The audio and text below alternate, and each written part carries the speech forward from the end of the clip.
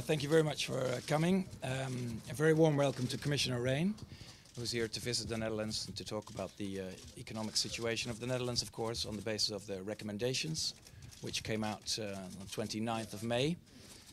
Commissioner REHN and I discussed them in detail.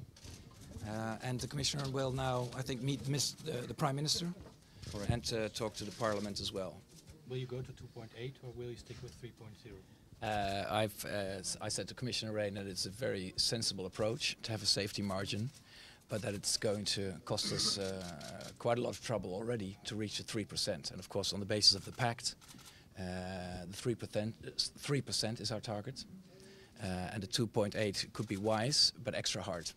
So I think we agree on that. It's a safety margin, which could be sensible.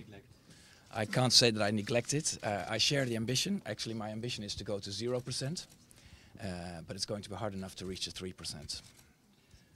Prime Minister Rutte also said the advice of Commissioner REHN was contrary within itself. Did you explain, did you talk about it? We did talk about it. The safety margin of 2.8 is connected to the at least 1% GDP, which is 6 billion.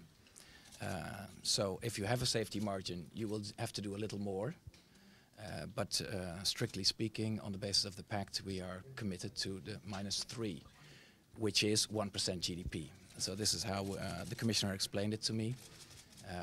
The recommendation is that we do 6 billion, 1% GDP, in our budget in September. So we will have to decide. As you know, the Cabinet will decide finally in August on the new budget. But the recommendation is quite clear, I think. Thank you. Bene. When a lot of economists think that you're doing the wrong thing completely by actually cutting spending in a time of recession. So how would you respond to that? And what would you take as an evidence that your entire approach is failing? What would we take as an evidence that our approach is failing? The approach is not failing. I think the strategy still stands in all its elements. Dealing with deficits is one of the elements. Structural reforms is another.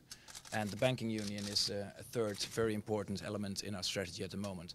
Regarding the first one, I fully support the Commissioner, who is allowing countries on an individual basis and on the basis of economic setback and a proven effort, allowing countries more time. So in that respect, we follow the strategy, but adjust it where necessary in terms of speed and time. And it's the Commissioner who has done the proposals on that, and we will discuss those proposals for individual countries in the Eurogroup this month.